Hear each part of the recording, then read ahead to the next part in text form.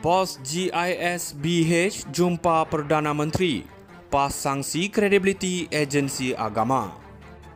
Hari ini kita akan membincangkan isu yang melibatkan PAS dan kebimbangan mereka terhadap kredibiliti pihak berkuasa agama selepas pemimpin tertinggi Global Ikhwan Service and Business GISBH dibenarkan untuk bertemu dengan Perdana Menteri Datuk Seri Anwar Ibrahim.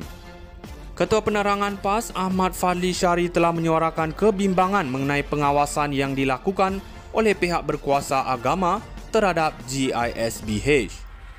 Beliau mempertikaikan bahawa agensi tersebut terlepas untuk memantau aktiviti gerakan ini sehingga membenarkan pemimpin GISBH, Datuk Nasiruddin Muhammad Ali, untuk mengadakan pertemuan dengan tokoh penting negara.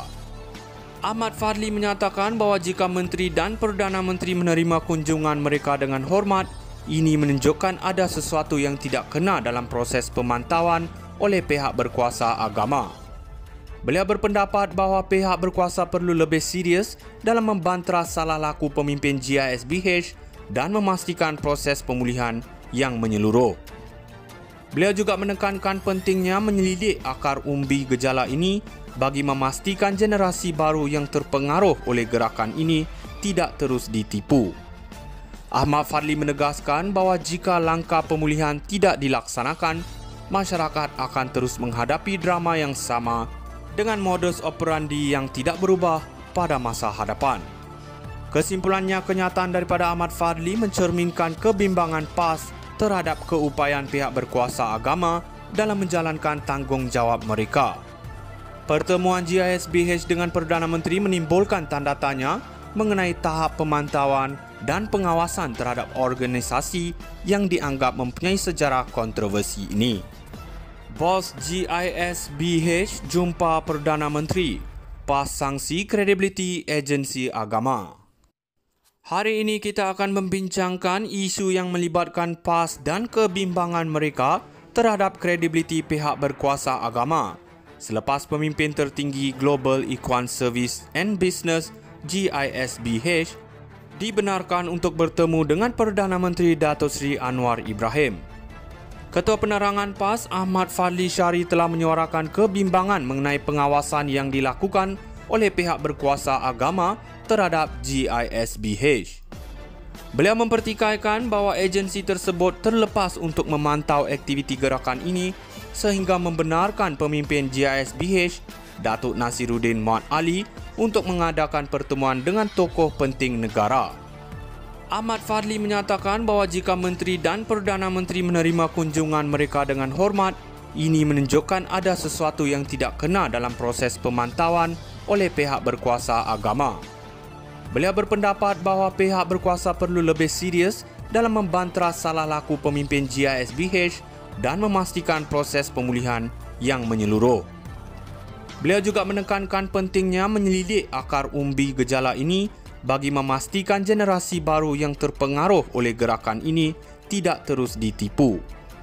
Ahmad Fadli menegaskan bahawa jika langkah pemulihan tidak dilaksanakan, masyarakat akan terus menghadapi drama yang sama dengan modus operandi yang tidak berubah pada masa hadapan. Kesimpulannya, kenyataan daripada Ahmad Fadli mencerminkan kebimbangan PAS terhadap keupayaan pihak berkuasa agama dalam menjalankan tanggungjawab mereka. Pertemuan GISBH dengan Perdana Menteri menimbulkan tanda tanya mengenai tahap pemantauan dan pengawasan terhadap organisasi yang dianggap mempunyai sejarah kontroversi ini. Bos GISBH jumpa Perdana Menteri, PAS sanksi kredibiliti agensi agama. Hari ini kita akan membincangkan isu yang melibatkan PAS dan kebimbangan mereka terhadap kredibiliti pihak berkuasa agama selepas pemimpin tertinggi Global Ikhwan Service and Business GISBH dibenarkan untuk bertemu dengan Perdana Menteri Datuk Seri Anwar Ibrahim. Ketua Penerangan PAS Ahmad Fadli Syari telah menyuarakan kebimbangan mengenai pengawasan yang dilakukan oleh pihak berkuasa agama terhadap GISBH. Beliau mempertikaikan bahawa agensi tersebut terlepas untuk memantau aktiviti gerakan ini sehingga membenarkan pemimpin GISBH, Datuk Nasiruddin Muhammad Ali, untuk mengadakan pertemuan dengan tokoh penting negara.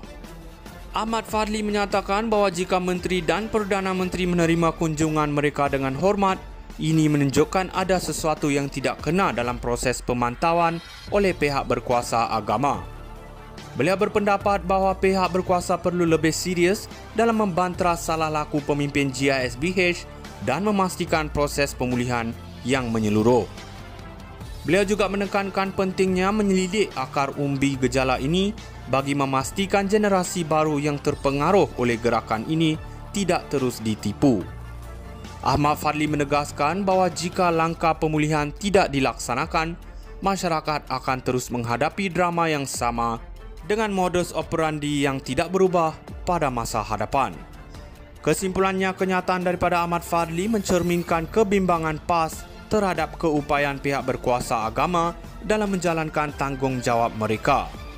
Pertemuan GISBH dengan Perdana Menteri menimbulkan tanda tanya mengenai tahap pemantauan dan pengawasan terhadap organisasi yang dianggap mempunyai sejarah kontroversi ini. Bos GISBH jumpa Perdana Menteri, PAS sanksi kredibiliti agensi agama. Hari ini kita akan membincangkan isu yang melibatkan PAS dan kebimbangan mereka terhadap kredibiliti pihak berkuasa agama selepas pemimpin tertinggi Global Ikhwan Service and Business GISBH dibenarkan untuk bertemu dengan Perdana Menteri Datuk Seri Anwar Ibrahim.